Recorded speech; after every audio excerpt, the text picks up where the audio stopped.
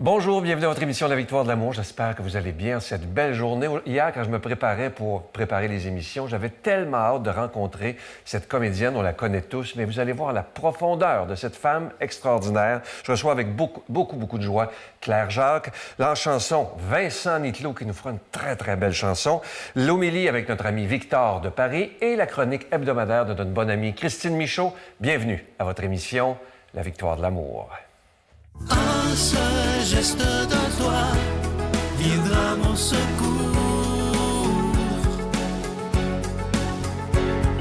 Viens semer dans mon âme le grain de l'amour. Je traverse un désert et je meurs de soif.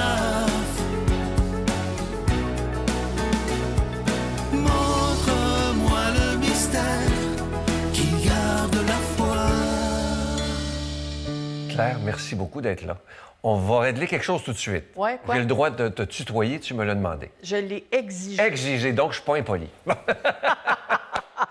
Claire, tu es accompagnante et célébrante pour les gens en fin de vie. Oui. Qu'est-ce qui fait qu'on décide de faire ça? C'est arrivé par un cours que je suivais à l'époque, en 2008.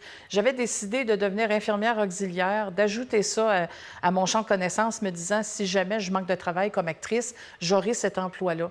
Puis je trouvais que je pouvais exercer ce métier-là. Je me voyais faire ça. Et dans le cours, il y avait des modules, tu sais, je sais pas moi, cardio, neuro, etc. Et on arrive au module soins palliatifs. Moi, j'avais hâte, j'étais bien curieuse, parce que j'ai jamais eu vraiment peur de la mort. J'ai un rapport avec la mort qui a toujours été assez sain, je pense. Et j'étais donc très intriguée par ça, alors que mes collègues ne voulaient rien savoir. Ah oui? Moi, j'haïs ça. Puis comme s'ils avaient peur que la mort soit, je sais pas moi, contagieuse ou je sais pas quoi. Puis moi, donc, j'avais une toute autre approche. Et quand je suis arrivée, effectivement, dans ce module, notre professeure, qui était Jocelyne Merlin, me dit, « En tout cas, c'était une Française, en tout cas, je ne sais pas ce que vous allez faire et dans quel département vous allez vous retrouver, mais chose certaine, les soins palliatifs, ce serait pour vous. Ah oui. Vous y nagez comme un poisson dans l'eau. » Je dis, « Ah ben c'est parfait, j'ai vraiment aimé ça aussi. Ouais. » Et de là est venu un intérêt supplémentaire. Donc, j'ai été faire une formation à l'hôpital Notre-Dame qui existait à l'époque pour les accompagnants en fin de vie. Et de là, on pouvait ensuite être choisi pour faire un cheminement avec un bénévole qui faisait déjà ça. Et c'était un cheminement d'environ 8 à 12 semaines, si je me rappelle bien. Et c'est là que ça a arrêté pour moi parce qu'avec mon métier, tu sais, on a des horaires qui changent et tout. J'ai pas pu compléter ça, mais la vie avait un autre plan pour moi. Fait que j'ai commencé à avoir des demandes parce que j'en parlais aux gens, j'étais très passionnée. Et il y a une famille qui m'a appelée et qui m'a dit... Notre père, qui est, pas notre père qui est aux cieux, là. Notre père est à l'hôpital, il est seul parce qu'on est tous à l'extérieur du pays. Pourriez-vous l'accompagner, s'il vous plaît? Et c'est comme ça que ça a commencé de fil en aiguille. Et je suis devenue célébrante aussi parce qu'il y avait des gens qui me demandaient, pourriez-vous faire ma cérémonie? Pourriez-vous présider ma cérémonie? Et tranquillement, pas vite, j'en suis devenue célébrante, donc spécialisée en...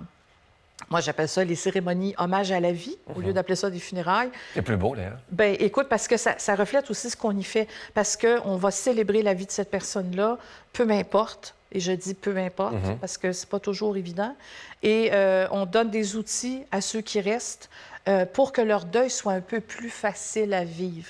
On s'entend que le deuil, c'est le deuil. Il n'y a pas d'instruction là-dessus, mais on peut s'offrir des outils. On peut avoir une approche quand même un peu plus sereine pour passer à travers ça, que ce soit le deuil animalier ou humain. Ce sont des deuils tout aussi importants.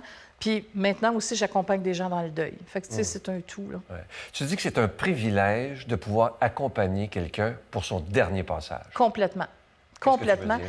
Qu'est-ce que ça t'apprend, finalement, sur la vie? Bien, il faut que je te dise, Sylvain, c'est très égoïste. Oui. OK? C'est ben égoïste, mon affaire. C'est que j'aime tellement ça, faire ça, que je voudrais juste faire ça. Malheureusement, il faut que je gagne ma vie aussi, là, parce que ça, c'est entièrement bénévole.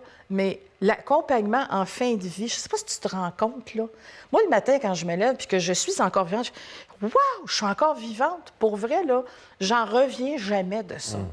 J'ai perdu 6 amis cet hiver, qui étaient tous de mon âge, mortes de toutes sortes de façons. Fait que moi, la mort, je la côtoie beaucoup. Puis quand j'ai le privilège d'accompagner quelqu'un en fin de vie qui me choisit Et là. pour que je sois là, excusez-moi, pardon, quel privilège immense. Ouais. Et il se passe toujours des choses absolument phénoménales. Je pourrais écrire un livre là-dessus. Ouais. J'y songe. Parle-moi de c'est tellement beau, de cette femme de 35 ans qui est décédée et qui avait peur de rien laisser. Ah oui. Qu'est-ce que tu as fait? Bien, bon, cancer des 35 os, ans. oui, cancer des os, 35 ans, c'est très souffrant, ce type de cancer-là, comme bien d'autres aussi. Et elle, on jase, puis je lui... Tu sais, quand on est accompagnant en fin de vie, on ne veut pas amener les gens sur des routes. On se met en disponibilité, on écoute les silences, on essaie d'être à l'affût de ce qui pourrait peut-être leur faire du bien. Et je sens une tristesse profonde chez cette jeune femme-là. Je veux possiblement essayer d'amorcer une conversation, mais je ne sais pas trop comment. Et on jase, puis à un moment donné, je sens que la porte est ouverte, puis je lui dis « Qu'est-ce qui te rend si triste? Est-ce que c'est l'approche de la fin ou quoi? » Elle dit « C'est pas tellement ça. » Elle dit « Moi, mon problème... Mon fichu de problème, pour ne pas dire un autre mot, c'est que je pars et je laisse rien derrière moi. J'ai pas d'enfant, je laisse aucun legs, aucun héritage. Je laisse rien derrière moi. Elle dit, moi, quand je vais mourir, là, ça va faire plouit, puis le l'eau, elle va se rétablir bien lisse, puis il n'y aura rien qui va paraître et personne ne va savoir que j'ai existé. Et là là. Fait que là, moi, ça me reste dans la tête, puis bon, puis là, je passe devant un Dollarama, pour ne pas les nommer. Un Dollarama qui est particulièrement riche en babioles de toutes sortes. Je rentre là-dedans et je vois un mur complet de trucs pour fabriquer des colliers, des petits bracelets, des affaires. J'achète pour 20 pièces de stock. Je connais rien là-dedans. Le lendemain, je viens la voir et je dis, écoute, moi, je suis pas bien bonne dans ces affaires-là, puis c'est vrai. Toi, qu'est-ce que tu peux faire avec ça? Elle dit, parce qu'elle avait encore beaucoup de motricité fine. Hein? Elle était encore capable de faire bien des choses. Longue histoire courte, elle a fait une trentaine d'enveloppes nommées pour chaque personne qui était proche d'elle. Et elle a fait des petits kits de bracelets et de colliers pour tout le monde. Et j'en avais un qui m'a été offert après son décès. Donc, c'est précieux. C'est là. beau. Puis elle est partie en se disant, je laisse quelque chose derrière moi. C'est très mignon. Oui. Quand tu rencontres des gens... t'as dit vous, hein? Oui, oui! Quand tu rencontres des gens qui s'en vont, est-ce que la question de Dieu arrive souvent? Ça arrive, mais ce n'est pas quelque chose qu'on nomme nécessairement de front. Encore, l'importance, quand on accompagne des gens en fin de vie, ce n'est pas d'inculquer quoi que ce soit, mais d'être disponible à ce qui se passe. Et quand la question de Dieu arrive, c'est parce qu'on me demande, moi, quelle est ma foi, ce en quoi je crois. Puis là, bien, si la porte est ouverte, j'en parle, mais je ne fais pas nécessairement un très gros sermon là-dessus. Je préfère, faire un apéro, puis qu'on va déguster ça au fur et à mesure, que de tout dévoiler d'un coup sec. Et le festin sera de l'autre côté. Exactement, tu as tout compris. Puis ça va être tout un buffet pour ça. Donc, des fois, c'est ça, et d'autres fois, carrément, ce sont eux. Moi, je me rappelle d'avoir, entre autres, accompagné une bouddhiste, une jeune femme extraordinaire. Puis, en tout dernier lieu, elle m'arrive et dit, est-ce que tu as une Bible sur toi? Puis j'en ai toujours une quand j'accompagne, parce que je ne sais jamais, tu sais, puis c'est rien d'apporter ça, là. Et là, je lui montre ça, puis elle dit, peux-tu me montrer un passage qui pourrait me plaire? Bien, j'ai dit, je te connais un petit peu, mais elle dit, tu sais que pour moi, les relations, c'est important. Puis là, je pense, ah oui, c'est vrai, il y a quelque chose sur l'amitié. Là, je regarde, je pense que c'est dans Siracide. Puis là, je regarde, puis je dis, regarde ça. Puis je m'en rappelle parce que c'est un passage que j'adore. Ami fidèle, rocher solide, celui qui l'aura trouvé aura trouvé un trésor. C'est beau, hein? C'est ça. J'ai dit, tu sais, la Bible, c'est comme tellement le plus bel ouvrage de poésie que j'ai vu de ma vie. Moi, c'est fou, ben raide, ce qu'il y a là-dedans. Puis là, elle commence à lire ça, puis elle dit, penses-tu qu'il est trop tard? C'est trop tard pour... Ben, elle dit, pour changer, pour... Ben, je dis, il est trop tard de quoi? Tu veux faire quoi? Ben, elle dit, je sais pas, j'aurais le goût de... J'ai le goût de ça. Hey, ça Qu'est-ce qu'on fait devant ça? On braille. J'ai les larmes aux On yeux, justement. braille. C'est ça qu'on fait. On pleure de joie. Puis c'est pas parce que, j'ai évangélisé quelqu'un. C'est pas ça, là. C'est le miracle de l'humain. Tu sais, moi, je dis toujours, entre les humains, il y a le divin. Puis de voir cette personne-là qui commence à évaluer d'autres possibilités alors qu'il lui reste un petit peu, pas beaucoup de temps, là. Moi, c'est ça que je trouve extraordinaire. C'est très touchant. Puis tu sais, ça peut être aussi un catholique qui dit, moi, j'aimerais ça aller voir ce qui se passe dans le bouddhisme. Peu importe, là. Mais moi, je veux être disponible Sans et jugement. contribuer en aidant de quelque façon que ce soit. C'est ça, mon affaire. Mais tu sais. sans jugement, jamais. Ben évidemment. non, ben non, ben non, ben non. Non, là, on n'a pas le temps, là. Exactement. On n'a pas le temps. Est-ce que tu parles à tes... Parce que tu as perdu beaucoup de personnes. Ouais. Est-ce que tu leur parles? Oui, c'est ça. C'est la question à 100 000 Je pense qu'on peut dire que je leur parle, mais ce n'est pas un langage... Ce n'est pas le langage que nous, on utilise en ce moment. OK, je comprends. Ça se passe à l'intérieur. C'est quand je fais c'est mes profond, méditations, puis il n'y a pas de mots. Le rendu là, il n'y a plus de mots. Tu sais, le langage humain, c'est quand même assez limité pour exprimer certaines choses, puis exprimer ça, que je peux même pas trouver les mots Ouais, en ce moment. c'est trop là, profond. il n'y a pas de mots. Donc, ça se passe à un autre niveau, mais je pense beaucoup, beaucoup à eux. C'est certain, certain. Tu as deux saints préférés. Yes! Ça fait 2 fois, là. Sainte Thérèse, Oui. l'enfant Jésus, et Oui. le frère André. Oui. Pourquoi? Sainte Thérèse, parce que c'était une grande... Elle était folle. Elle était entêtée. Elle a fait des choses extraordinaires en si peu de temps. Écoute, elle est morte à 24 ans. Incroyable. Elle avait écrit 240 pièces de théâtre, qu'on appelait à l'époque de récréation. Elle a écrit 35 chansons. Qui peut se vanter à 24 ans d'avoir fait autant d'affaires que ça? En plus, elle signait les mises en scène et elle faisait les costumes. Regarde. OK? Puis elle faisait ça pour les religieuses du Carmel où elle demeurait. Entêtée comme ça se peut plus, à 12 ans, elle dit à son père, je vais aller voir le pape, vite, 12 ans. vite. À 12 ans, puis elle dit, bien là, le pape, attends, il faut prendre rendez-vous, puis tout. Puis, bon, toi, tu as eu la chance d'y aller, pas moi, mais, tu sais, il y a bien comment dire, il y a bien des protocoles et tout. Ah oui, oui. Elle a tassé les oies, elle est allée le voir, elle y a pris la main, elle dit, mon père, j'ai une très grande grâce à vous demander. Je veux entrer au Carmel et j'ai 12 ans. Puis il dit, mon enfant, je sais pas quoi, tu sais, calme-toi le bolo, là. Il y a dit ça dans ses affaires. Et là, elle est revenue très frustrée de tout ça en disant, bien oui, mais c'est parce que moi, il faut que j'entre au Carmel maintenant, là. C'est là que ça se passe. Et sa sœur aînée, elle était prieure au Carmel, donc la grande bosse. Elle a réussi à la faire entrer à 14 ans, quand même. Tu sais. Mais c'est cet entêtement-là à rejoindre Dieu et à aller là où on croit qu'on doit être, moi, ça me parle. Ouais. Parce qu'on peut appliquer ça dans bien des sphères dans notre vie. Fait que ça, c'est Sainte Thérèse. Et elle a écrit une phrase qui me suit encore toujours. Ça va être la dernière phrase, probablement, à laquelle je vais penser quand je vais partir. Et ça fait référence à ce qu'on a parlé tout à l'heure. Sainte Thérèse, dans un moment d'extase incroyable, elle a écrit ceci. « Il est des mots que le cœur sent, mais que l'esprit et l'âme n'arriveront jamais à rendre. Moi, c'est la phrase qui m'a consolée le plus dans toute ma vie, parce que combien de fois j'ai été confrontée à des beautés grandioses et à des moments extraordinaires, puis je ne trouvais plus les mots. Et là, elle m'a dit, c'est correct de ne pas trouver les mots. La grandeur se peut, même si les mots ne se peuvent plus. Tu sais. Ouais.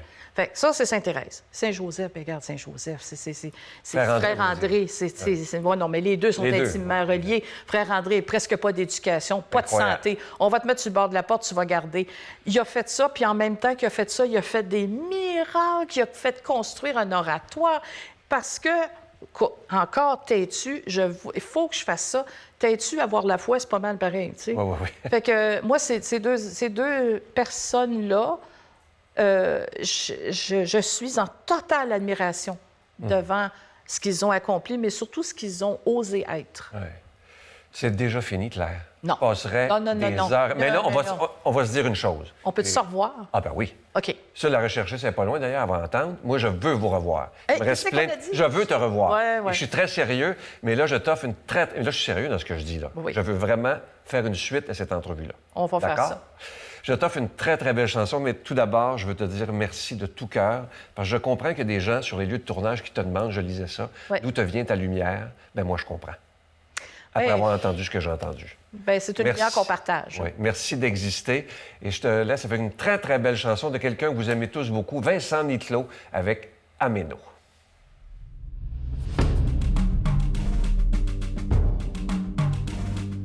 Dorime, interimo ad appare dorime, ameno, mentire, l'antire mon dorime.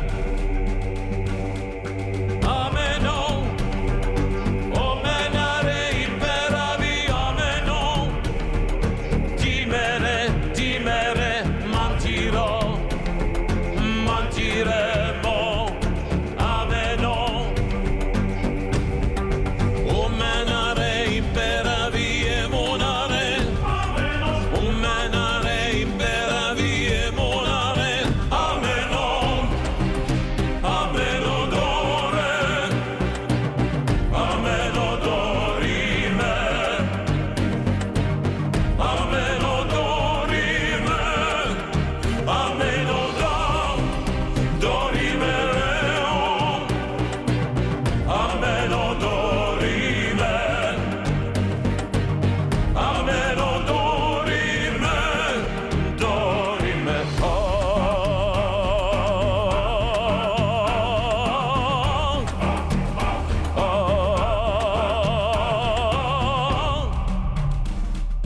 ameno, omenare imperavi, ameno, timere, timere, mentirò, mentiremo, ameno, omenare imperavi e monare, omenare imperavi e monare, ameno, ameno dore, ameno dorime, ameno dorime, ameno dorime reo, ameno dorime, ameno dorime, dorime, ameno, ameno,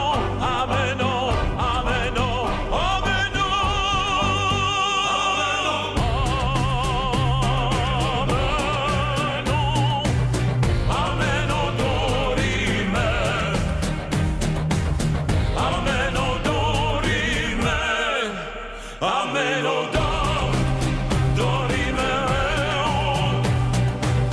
ameno dorime, ameno dorime reo, ameno dorime, ameno dorime, dorime.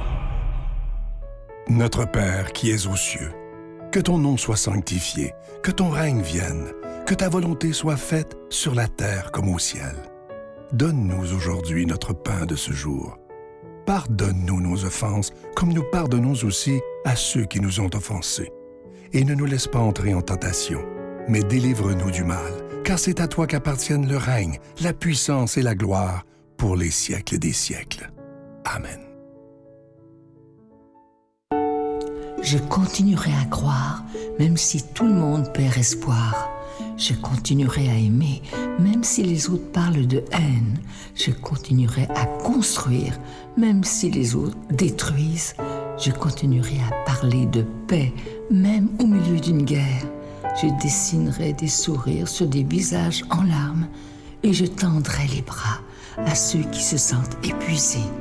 Oui, je continuerai à croire.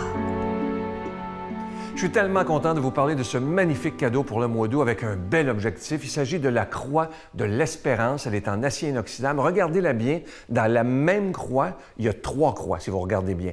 Et c'est assez spécial. On l'appelle la croix de l'espérance. Elle vient avec la chaîne en acier inoxydable également. Elle est déjà bénie. Et l'objectif qu'on se donne pour le mois d'août, c'est « Je donne une croix à quelqu'un qui m'est cher ». Ça peut être à vos enfants, à vos petits-enfants, à des amis, à votre mari, à votre épouse, peu importe. Et on s'engage, quand on donne la croix, à prier pour cette personne dans le secret de notre cœur. Je vous rappelle que vous recevrez cette croix avec un don de 25 $ et si vous en voulez 2 pour en donner en cadeau, comme je vous dis, c'est avec un don de 40 $. Je vous donne l'adresse, la Victoire de l'Amour, case postale 120, succursale Boucherville à Boucherville, le J4B 5E6. Je vous la redonne, la Victoire de l'Amour, case postale 120, succursale Boucherville à Boucherville, le J4B 5E6. Également par téléphone, par carte de crédit du lundi au jeudi de 8h à 17h dans le 514-523-4433, 523-4433 ou sans frais le 1-888-811-9291, 1-888-811-9291 et aussi sur notre site Internet qui est un moyen très rapide,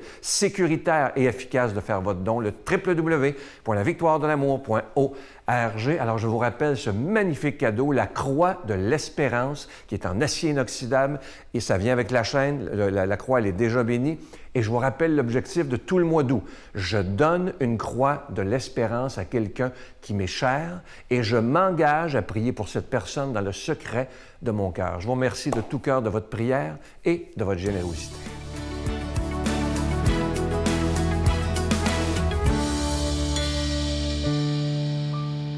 Bonjour tout le monde. Aujourd'hui, j'avais envie de vous parler de pleine présence. En fait, je trouve que c'est un défi de notre temps d'être plus présent dans notre vie. On est tellement dispersés par toutes sortes d'idées qu'on peut avoir, ce à quoi on peut penser, mais aussi par tout ce qui se passe, par nos connexions technologiques.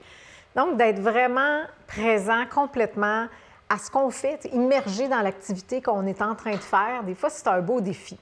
Et moi, j'ai reçu une leçon de vie un jour pour ça. C'était un homme avec qui je faisais une méditation. J'allais faire une retraite, en fait, de méditation. Et on était dans le silence complet. Tout le monde était assez comme intériorisé. Mais moi, c'était la première fois que j'allais faire une retraite de ce type-là. Et j'avais comme les hamsters fous là, dans la tête. Tu sais, quand on pense à plein d'affaires, ça n'arrête pas. Et je n'étais pas très présente. En fait, je n'étais pas présente du tout.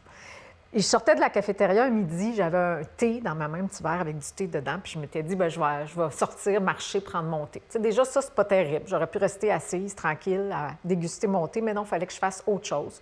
Et c'est la tendance que j'ai souvent. Fait que là, je suis sortie de la cafétéria et cet homme est arrivé. Il a mis sa main sur mon bras et il m'a dit, bon, c'était en anglais, mais en français, il disait, « Bois ton thé, ma chérie, ne fais que boire ton thé. » C'est un homme très âgé, très inspirant. Puis ça m'a saisi parce que, il m'a dit « Drink your tea, my dear. Just drink your tea. » Et ça m'a saisi parce que je me suis dit « Mais c'est vrai, je suis là avec mon thé, je pense à plein d'affaires. En fait, je ne suis même pas consciente que je suis en train de boire du thé. » là. Et je m'en suis rappelée après combien d'activités je me suis mise à faire dans ma vie, puis des trucs très simples. Là. Genre me brosser les dents en me disant « Brosse tes dents, ma chérie. Ne fais que brosser tes dents. » Tu sais, ça paraît simple, mais je trouve ça tellement important. Moi, ça a changé ma vie. Parce que, d'abord, ça m'a amené dans une prise de conscience qui n'était pas jolie, que je n'étais pas là la plupart du temps. Je me brosse les dents, je pense à d'autres choses.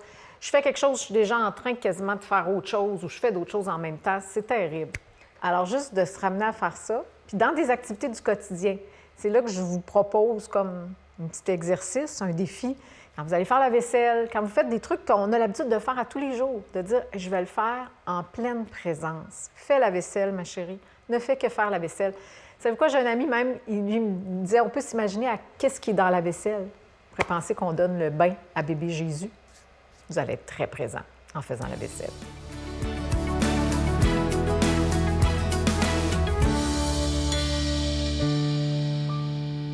Aujourd'hui, l'Église nous propose de méditer un passage de l'Évangile selon saint Matthieu, la transfiguration du Seigneur.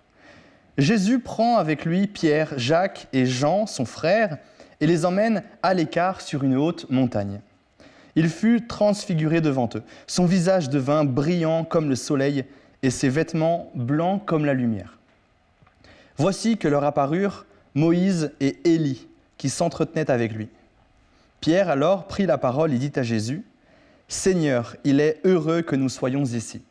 Si tu le veux, je vais dresser ici 3 tentes. Une pour toi, une pour Moïse et une pour Élie. » Il parlait encore lorsqu'une nuée lumineuse les couvrit de son ombre.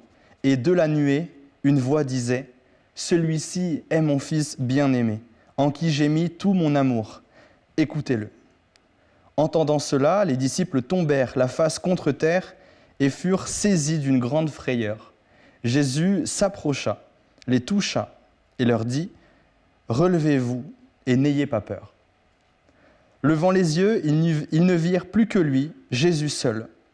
En descendant de la montagne, Jésus leur donna cet ordre « Ne parlez de cette vision à personne avant que le Fils de l'homme soit ressuscité d'entre les morts. » Dans ce passage, on voit une nouvelle fois Jésus qui prend avec lui Pierre, Jacques et Jean. En fait, c'est 3 plus proches. On dirait que c'est les 3 plus proches. Et c'est pas parce qu'il les préfère aux autres, parce qu'il les aime plus que d'autres, mais c'est parce qu'il leur réserve une mission particulière. Et c'est une mission qui s'accompagne d'une grâce incroyable, la transfiguration de Jésus, et en même temps d'une responsabilité immense. C'est lourd, mais c'est beau.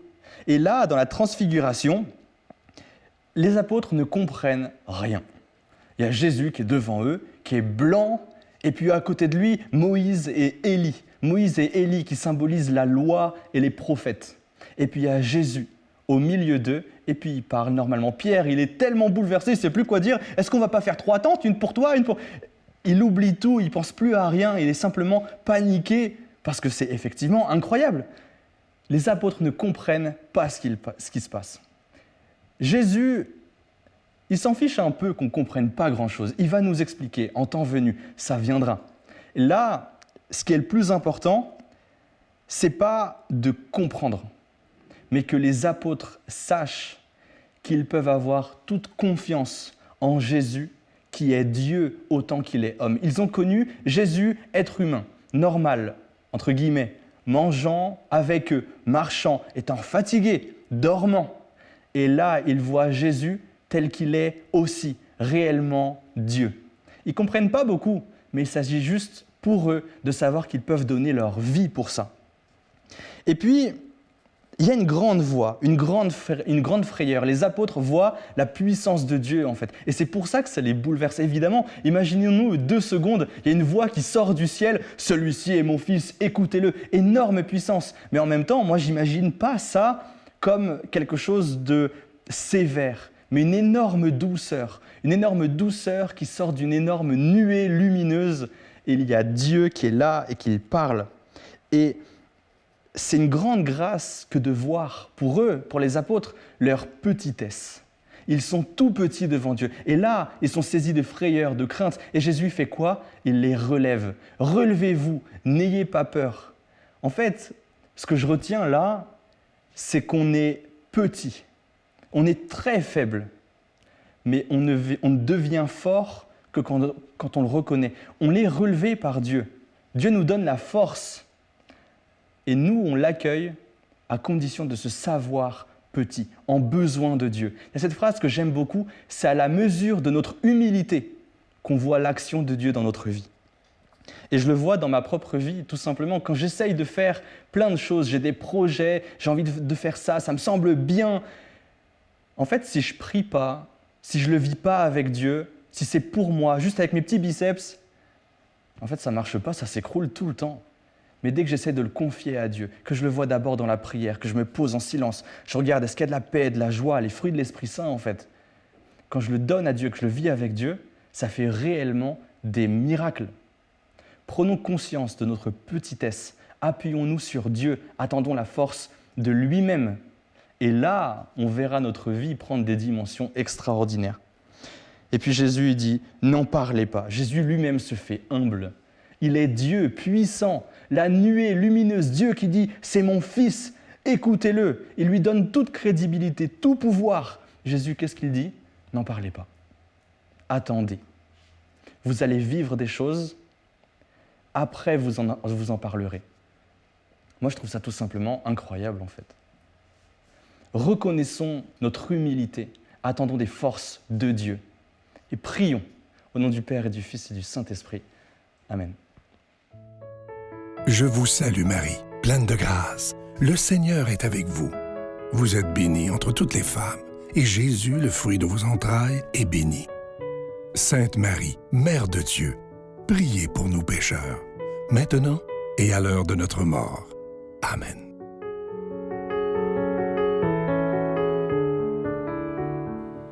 Vous savez, parfois, il y a des gens qui nous marquent et on se dit comment ça fait que ça fait 28 ans et on n'a pas pensé d'inviter Claire.